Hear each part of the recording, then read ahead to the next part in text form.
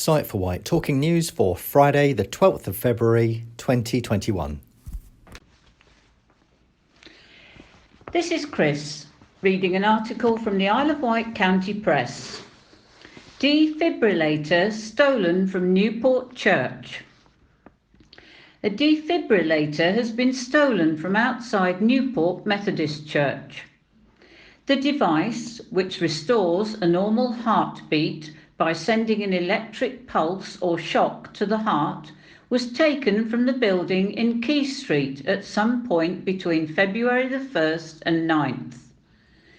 Medical staff in a passing ambulance had noticed the light flashing on the cabinet container in which the defibrillator is usually stored. Upon closer inspection, they realised it had been removed.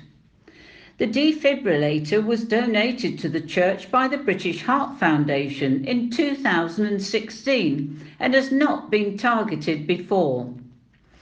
Police have been informed of the theft, and anyone who has information is asked to contact Crime Stoppers on 0800 5555 111. This is Brian reading an item from Isle of Wight Radio. Instrumental Isle of Wight firefighting figure announces retirement. A prominent firefighting figure on the Isle of Wight is to retire in June, more than 3 decades after signing up. Steve Apter started his career in Shanklin in 1990 before taking up a full-time role at Newport the following year. The 54-year-old became the island's chief fire officer in 2011. In 2016, he took over as London Fire Brigade Deputy Commissioner. The role saw him tackle incidents including the Westminster Bridge terror attack and the aftermath of the Grenfell Tower disaster. He returned to the island 2 years ago, becoming the Deputy Chief Fire Officer of Hampshire Fire and Rescue Service and the Isle of Wight Fire and Rescue Service, IOWFRS. Both fire services have paid tribute to his work over the years. Hampshire Fire and Rescue Service said, "Our Deputy Chief Fire Officer, Steve Apter, will be retiring in June 2021 after more than 30 years' service. Steve has been instrumental in both Hampshire and the Isle of Wight's success, and he will be sorely missed by staff across both services." Mr. Apter's brother, John, also works in the emergency services and is the current National Chair of the Police Federation. Islanders warned about recent scams circulating locally from Island Echo. Iona. The Isle of Wight Against Scams partnership has issued an update on scams that have come to light in the local community over the past week. Islanders are being urged to be very wary of unsolicited phone calls, emails and texts, and to remember to never click on links in any messages. A resident reported a very worrying call from someone claiming to be a police officer at a London police station. They went on to say that their relative, name given, had been arrested and they needed money to help them. Luckily, this lady knew that she didn't have anyone in London of that name in her family and hung up. However, this could be very worrying and convincing for anyone with relatives on the mainland and who might feel vulnerable at this time. Increasing reports around domestic/white goods insurance. These appear to be very prevalent at the minute, and they'll call you and say that you need insurance or your insurance has expired and you must make the payments. These companies are growing in number and the insurances are worthless. One customer who had taken the insurance out needed to use it as her washing machine had broken. She's met with a wall of silence/excuses. These are not genuine. Do not be bullied into taking them out. Reports of phishing emails from the banks, TV licensing and Netflix have also come through. This is a common theme in that your details are invalid. There's a problem with your account. Click the link to put in the correct details, but do not. If you do, the scammers will have access to your bank account. A worrying report from a resident that she received the Amazon scam call, but it came from a local Isle of Wight number. This number will have been spoofed by the scammers, but we are far more likely to answer it if we think it's a local number, so be careful. Islanders should ignore communications about the coronavirus vaccination, which claim to be from the NHS, asking for payment or bank details. NHS England will never ask for bank details, PIN numbers or passwords when contacting you about a vaccination. You can report scams online at www.actionfraud.police.uk or on the phone on 0300 123 2040. Phishing emails can be forwarded to report@phishing.gov.uk. This is Chris reading an article from the Isle of Wight County Press. Newport Police Station audible QR code to assist visually impaired. Local charity Sight for Wight has placed its latest QR code outside Newport Police Station to assist visually impaired VI people. This follows codes previously being placed at the hover travel terminals in Ryde and Southsea. The charity now aims to get its Hello Everyone QR system onto every building on the island to assist anyone entering with a layout and where to find a human being. It also intends to add these to food labels, allowing all letters and menus to be audible. Lisa Hollyhead, Chief Executive of Sight for Wight, said, "As someone born with 88% sight loss, I have found the huge number of physical COVID-secure changes made in what were very familiar surroundings difficult to judge. I knew voice was the way to help resolve this, but how to turn a poster into voice was the challenge. Our QR codes provide audible guidance giving a basic layout, where to go and what to avoid in any building or environment. In the case of hover travel, the audio file describes both terminals, the craft environment and the COVID secure measures in detail.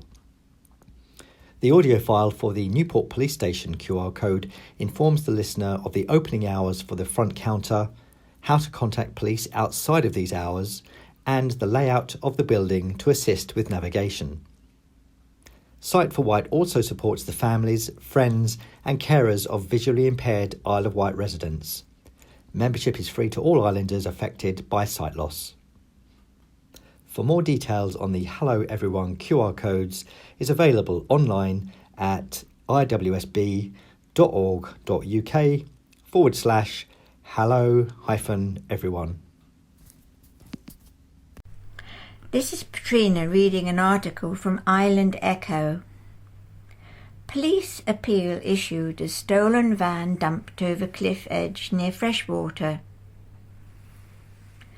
Police are appealing for information after a van, reported as stolen, was found at the base of a 500-foot cliff near Freshwater on Wednesday morning. Officers were called at 10:28 to report of a van in the water off Military Road. The van had gone over the cliff edge and come to rest on the rocks below. Police attended, and around 90 minutes later the support of HM Coast Guards and the RNLI was requested. Coast Guard rescue teams from the Needles and Ventnor responded to the scene and lowered 2 officers down from the cliff top to the vehicle below. Meanwhile, RNLI volunteers landed on the beach using Yarmouth lifeboat Y-boat.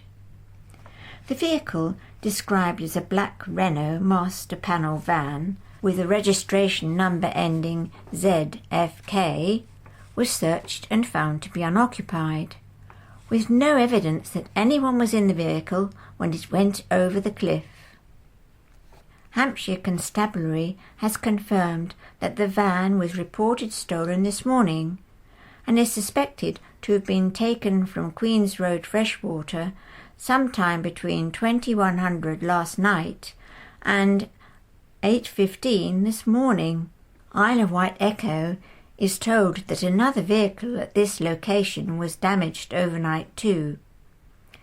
Police are appealing for anyone with information, dash cam footage or CCTV footage that could assist with inquiries into the theft of this vehicle to get in touch. Anyone with information is asked to contact police on 101 quoting 442 100 50437. Alternatively, you can contact the independent charity Crime Stoppers 100% anonymously on 0800 555 111 or via their anonymous online form at crimestoppers-uk.org. This is Michael reading an article from On the Wight.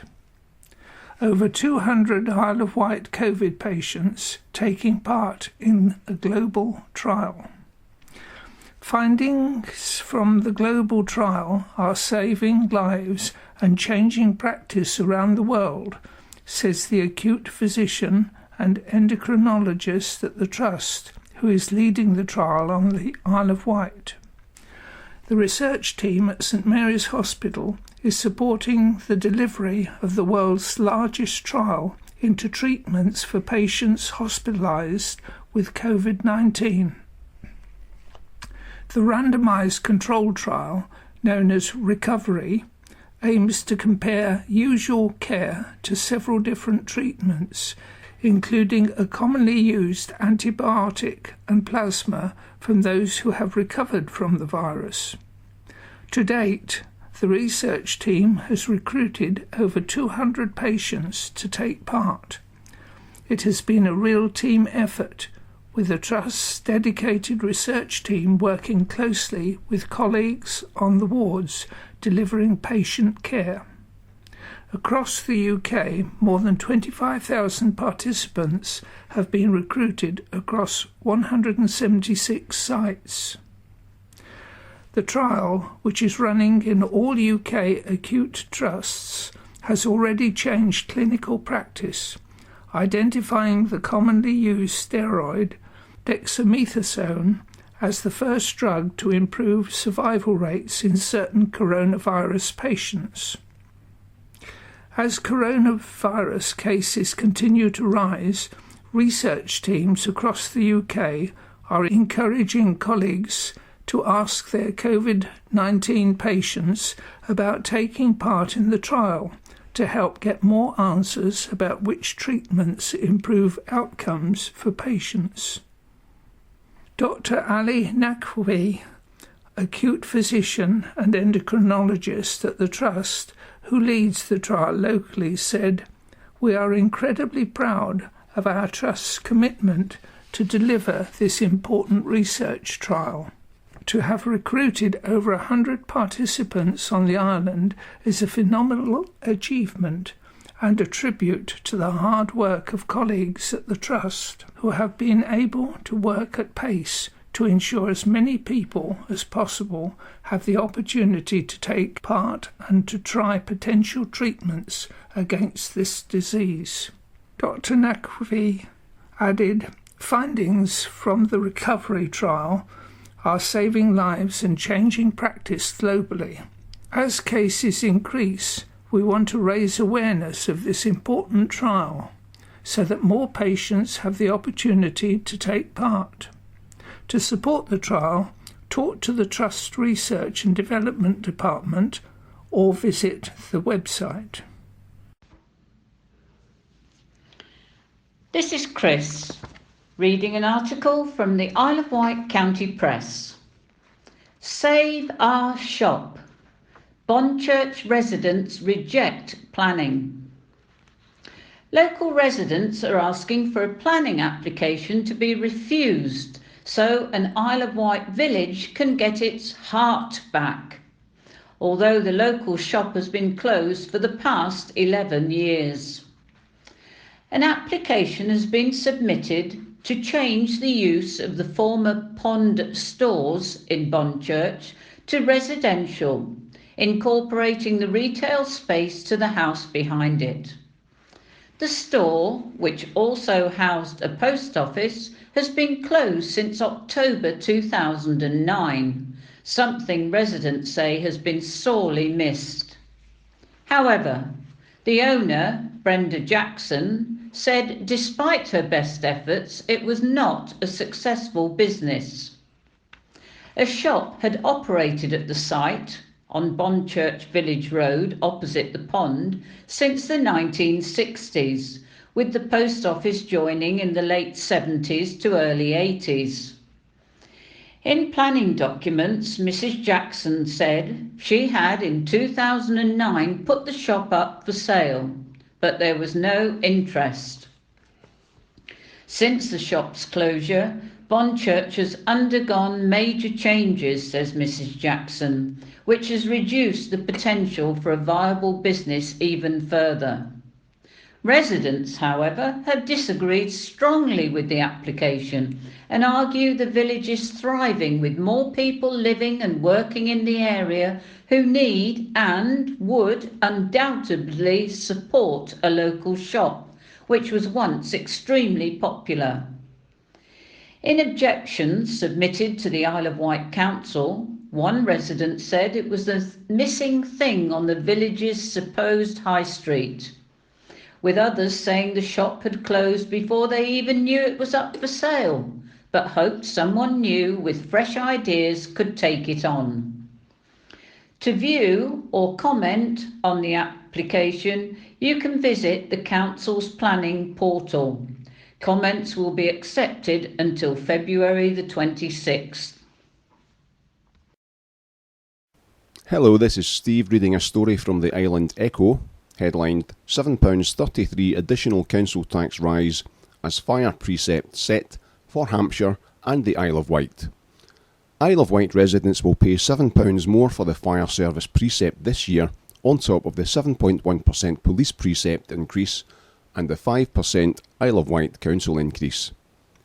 Previously, the amount residents pay towards the fire authority on the island was included in the main council tax allowance, as it was run by the Isle of Wight Council. Now, with the combination of Hampshire and the Isle of Wight's fire and rescue services, a new fire precept has been set for island residents. To bring the amount Isle of Wight residents pay up to the same base level as Hampshire residents, an alternative notional amount was agreed by the Secretary of State. Before any increase to the fire precept, a Band C property will have to pay £6.11 to level the baseline across both sides of the Solent. On Wednesday, the Shadow Hampshire and Isle of Wight Fire and Rescue Authority unanimously approved a 1.99% increase to the fire tax for all Hampshire and Isle of Wight taxpayers. A Band C property will have to pay £1.22 more a year for the fire authority, a total of £62.60 a year, compared to how much they paid for a fire and rescue service in the last financial year of 2021. An Isle of Wight Band C property will pay £7.33 more for the combined authority. From the 1st of April, the HIW FRA will move out of its shadow capacity, controlling emergency fire responses across 14 local authority areas. Speaking at the shadow HIW FRA meeting, Councillor Dave Stewart, the leader of the Isle of Wight Council, said the combined fire authority will provide a positive contribution to the island, with investment already approved for the fire estate, although details have not been publicly released. The fire precept will be collected at the same time as the main council tax, in the same way it is done for the police and town and parish council precepts. The main council tax increase, which looks to be set at 4.99%, is due to be finalised on the 24th of February. Passionate, blind Isle of Wight woman Tina shares her experience of lockdown. Isle of Wight Radio. Iona. A blind Isle of Wight woman says the lockdown has been stressful because one minute you're saying keep your distance and the next you are asking for help. 53-year-old Tina Snow, who lives in Newport, was born with a condition called retinopathy of prematurity and is completely blind. She's therefore unable to socially distance. Tina says because the blind community relies on others and navigating via touch, it makes them more vulnerable to catching coronavirus. Having a visual impairment does not automatically qualify you as being a priority to receive the coronavirus vaccine. The Royal National Institute of Blind People is campaigning for a change of policy to include visually impaired people. Tina is urging islanders to be safe and friendly while out and about, and bear in mind blind people can't see cues or one-way systems, so often need verbal guidance. And she told Isle of Wight Radio, "If it looks like someone is struggling, ask if they need any assistance. And if you see us on the pavement, please could you move out of our way, as we can't socially distance and our guide dogs aren't trained to either. Also, describe the environment we're in if we are a bit lost." Charity Guide Dogs UK asks you not to pet guide dogs and respect social distancing if they see someone who's blind or visually impaired. Quiz is Tina's 5th guide dog, and Tina says all have transformed her life, giving her freedom, independence and confidence. Her 4th guide dog, Nushka, died unexpectedly, which meant Tina had to adapt swiftly and learn how to use a long cane, which she found very stressful. She says it would usually take 20 minutes to walk into Newport from her home, whereas with a long cane it took an hour and was terrifying when attempting to cross Coppins Bridge. Tina echoes her plea for people to stop and talk to blind people in an article she wrote for island charity Sight for Wight. In it she writes, "As a person with no light or dark perception, I have no understanding of colour. My knowledge is very basic. For example, I can compare white with the texture of snow, black with the sound of thunder, green with the smell of freshly cut grass, and blue with bright warm sunshine. I very much value the sense of sound, touch, smell and hearing. By clicking my fingers or clapping, I'm able to identify high buildings and the echo of passageways and open landscapes." CEO of Sight for Wight, Lisa Holyhead, told Isle of Wight Radio, "I've worked with Tina on a few campaigns since I took over as CEO last year, and she's so passionate and calm and logical about her campaigns, always putting the needs of the wider community first. She's a pleasure to work with, and I know she knows we are always here to help." Here at Sight for Wight, we're always working to help everyone understand more how small changes can make a huge difference to people living with and affected by sight loss. If you've been affected by this story, you can contact island charity Sight for Wight for more information. This is Brian reading an item from Isle of Wight Radio. Isle of Wight speed cameras. Council set to green light plans. Speed cameras are set to be bought by the Isle of Wight Council to tackle concerns over fast cars and motorbikes. The money raised would not go to the local authority, but go back to the government's Central Consolidated Fund, which is then used to fund Department for Transport grants. As part of the upcoming 2021-22 budget, which could see a 4.99% increase in council tax, the Conservative ruling party has proposed to spend £300,000 to introduce 2 sets of mobile average speed cameras to carry out more speed measuring enforcement. With the announcement of motor racing events on the island in the next few years, including the Diamond Races and the new Isle of Wight road races, concerns have been raised that more people will speed as a result. At the start of last year, the few remaining speed cameras were removed, although the actual cameras inside had been switched off for several years. The yellow box casing had been left in place to act as a deterrent. According to a member of the Hampshire and Isle of Wight Police's road traffic management team, there is now only one speed camera van on the island, and the traffic policing team merged with the armed response unit, leaving less capability for the enforcement of speed limits. A case has been made nationally for the government to once again separate the road policing force. Average speed cameras measure how long it takes to travel a vehicle to travel a set distance, and if they exceed a set baseline, therefore speeding, the vehicle details are submitted for prosecution. By introducing the mobile speed cameras, Councillor Dave Stewart, leader of the Isle of Wight Council, said it gives the council the capability to deal with speeding, although under current policies, the money made from fines will not be given back to the authority. Speaking at a meeting of the Corporate Scrutiny Committee on Tuesday night, he said, "That is not the point. In my mind, it is to catch offenders who think it is okay to drive at excessive speeds and put residents at risk." A budget for the next financial year will be approved later this month. Topshop closes from the Isle of Wight Observer. Iona. The Isle of Wight Council must have a clear vision for the future of Newport, as the closure of Topshop and Topman was confirmed this week, says a leading business representative. Online fashion retailer ASOS has bought the Topshop, Topman and Miss Selfridge brands from the failed retail group Arcadia in a deal worth £295 million.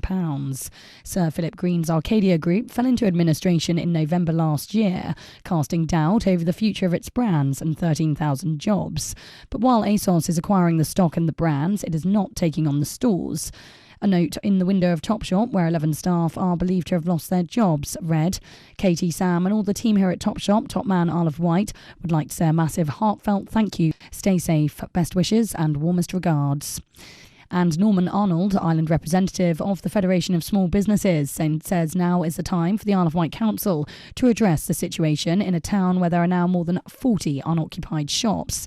He said the Isle of Wight Council needs to come up with a clear vision to see how Newport is going to move forward. They need to use planning and incentives in a proper plan of action. Anyone thinking of standing in the council elections must realise they have a big job ahead. We need people who understand businesses and who are prepared to stick their head above the parapet. Newport has already lost so many big stores, Pound Stretcher, HMV, Laura Ashley, Monsoon, the Co-op and even our main post office, and now Topshop is gone. Local businesses are struggling and there's a lot of talk about changing the high street, but how many coffee shops do you need, no matter how good they are? We have to sort out things now. We can't have a timeline looking 2 years ahead, because there will be so many boarded up shops in Newport and that will be disastrous. The council faces a steep loss in business rates and landlords a steep decline in rent. If property prices plummet, it'll be harder and harder for new businesses to lend from banks. Hello, this is Steve reading a story from the Island Echo, headlined "Retrospective Permission Sought for Motorcycle Group's Clubhouse near Blackgang." Planning permission is being sought after a barn situated between Chale and Blackgang was rebuilt and turned into a motorcycle group's clubhouse without consent. The retrospective application has been submitted by Mr and Mrs Coulson after Isle of Wight Council enforcement officers were made aware of the changes. A barn at Sheep Lane Farm on Blythe Shoot was damaged by the weather but rebuilt in 2016, according to planning documents, and has been used by the Jaeger Riders Club for more than a year. The club met once or twice a month, using the clubhouse as a place to socialise and plan events, with members from across the island, but due to COVID-19, activities have since stopped. The council contacted the applicants in October 2019 over the alleged breach of planning control and were told of plans to diversify the farm business. It was said some of the agricultural buildings were not fit for modern-day farming machinery, but enforcement officers said that needed to be considered before the changes took place, and, as that had not happened, breaches of planning control had been established. As the barn was rebuilt, it still contains aspects of the previously standing structure, but now holds a communal lounge space, bar and kitchen for community use, complete with outside decking area.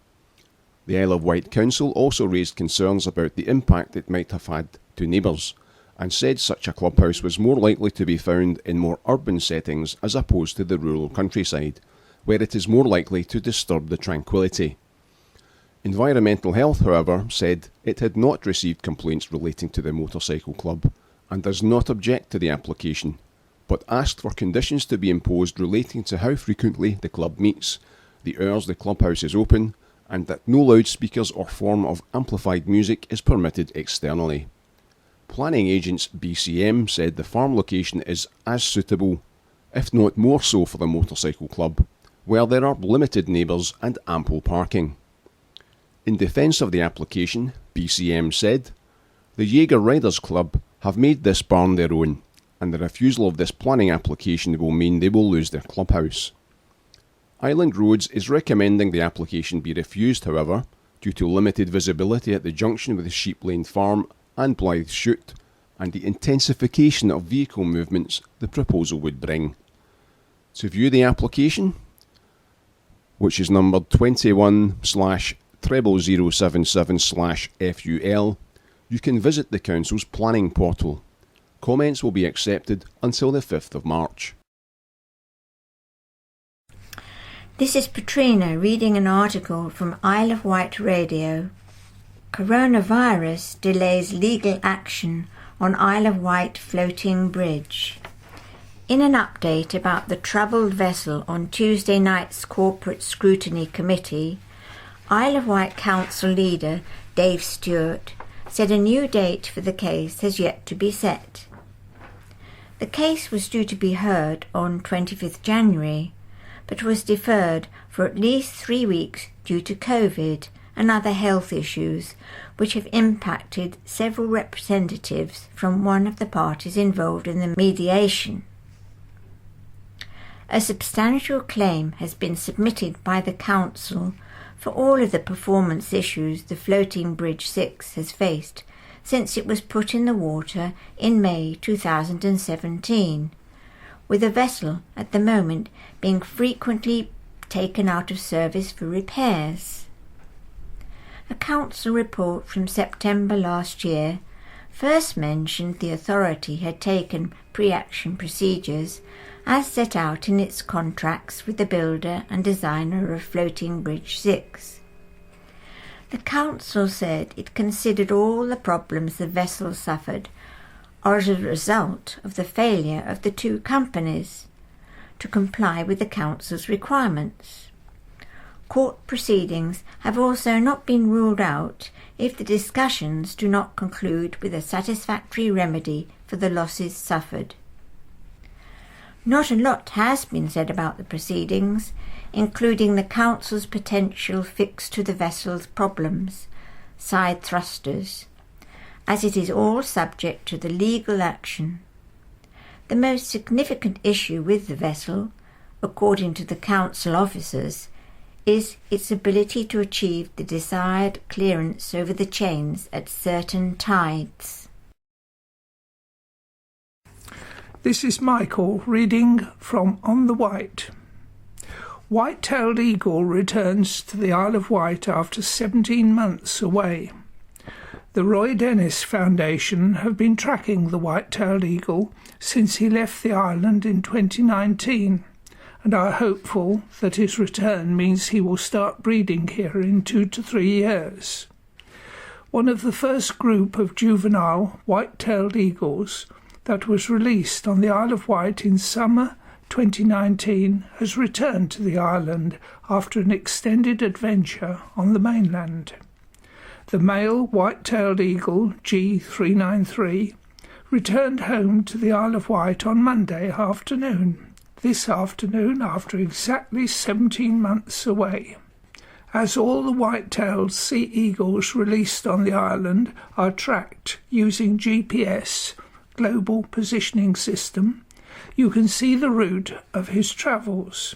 The satellite tag has logged 71,036 GPS points, and he has flown a total of 4,904 kilometres.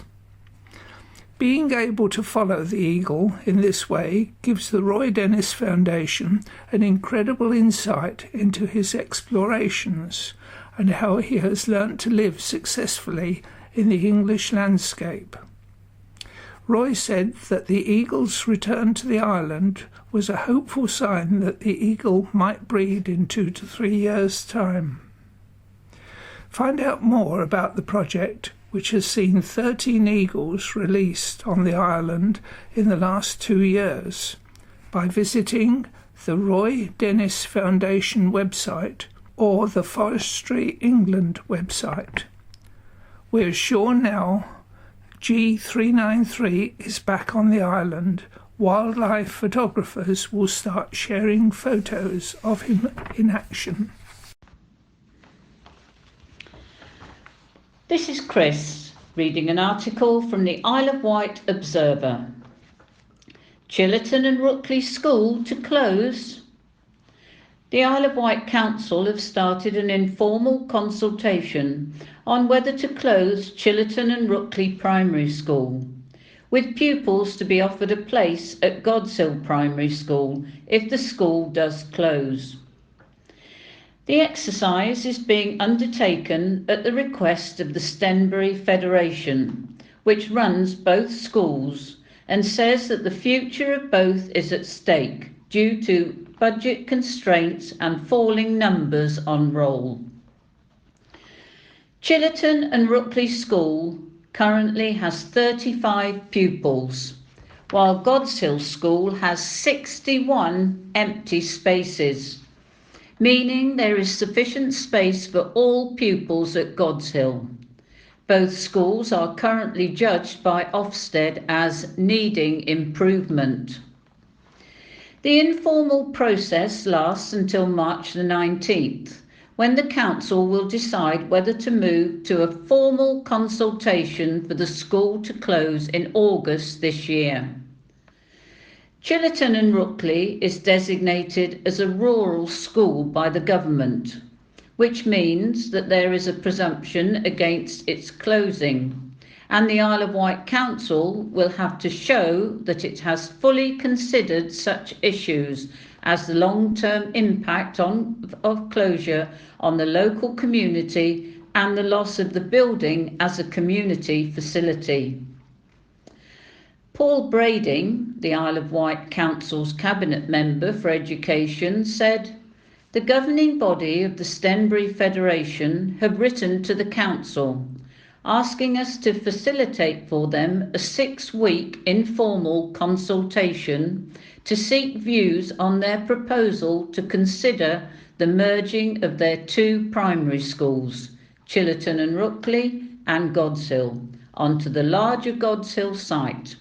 I would encourage anyone with a comment to do so via the Council's website."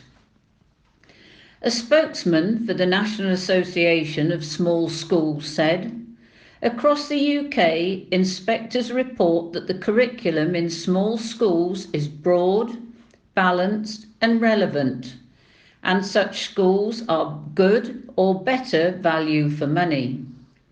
Supposed disadvantages, small numbers of staff and children, mixed age and ability teaching, old buildings, fewer resources, have never been proved to be true. The hard factual evidence shows that in good professional hands, with teachers and parents on the same wavelengths, these are real advantages, closer to the way learning happens at home and in everyday life and at work." You can find out more on the Isle of Wight Gov. Website, or you can give your views by email to s&lbusinesssupport@iow.gov.uk. Hello, this is Steve reading a story from Island Echo, headlined "New Home Needed for Recycle, Bikes to Africa Scheme." Recycle Bikes to Africa, a charity that takes unwanted bicycles from Britain and ships them to Africa, need a new home on the Isle of Wight.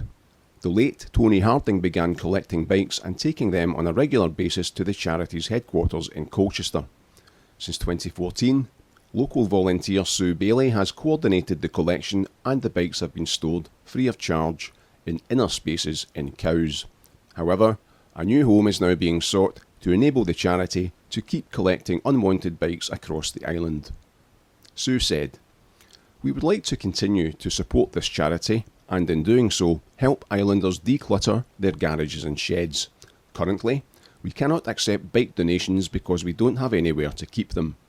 Due to increased business, Inner Spaces no longer has the storage capacity to store bikes. It's good for them, but not for us. We are looking for somewhere secure and dry to keep up to 150 bikes. If you know of somewhere there we could store the bikes, please get in touch." Over 1,500 bikes have been saved from going to the tip on the island since Sue took over the reins from Tony. Across the UK, thousands of bikes are thrown away or lie unused in sheds and garages, whilst many people in Africa have no access to transport of any kind. For some people living in parts of rural Africa, the average time spent walking to school, work or collecting water can be 4 hours a day. A bicycle lightens this burden and cuts travel time to a fraction, which dramatically improves an individual's health and well-being, as well as work and education opportunities, helping to bring social change.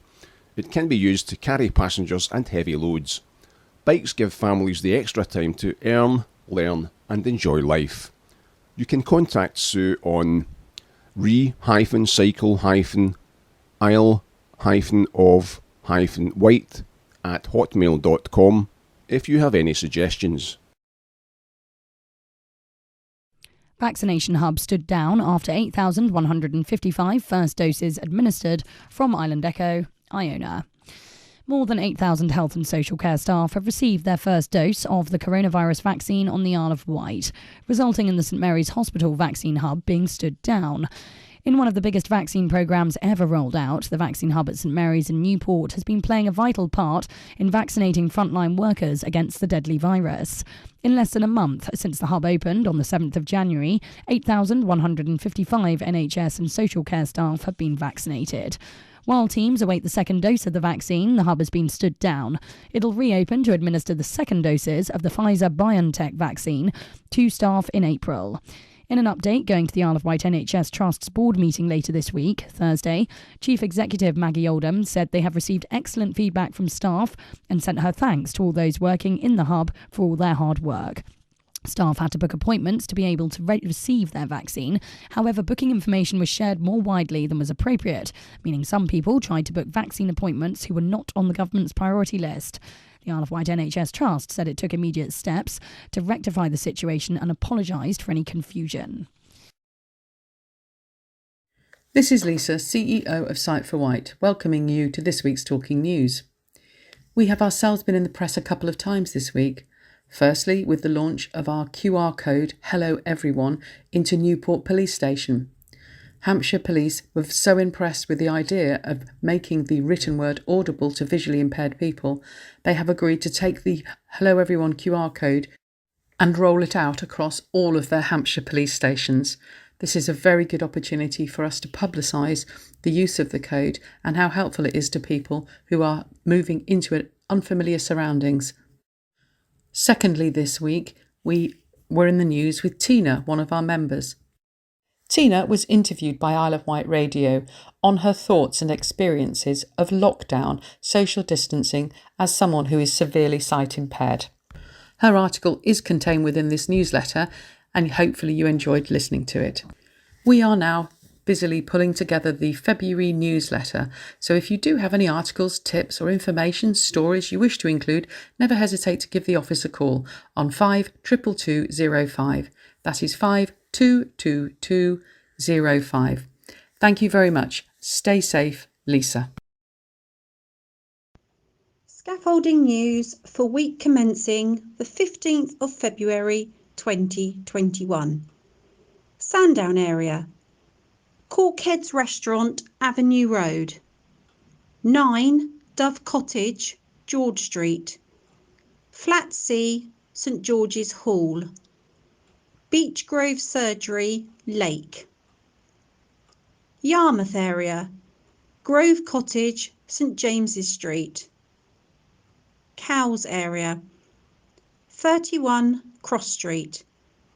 106 Park Road.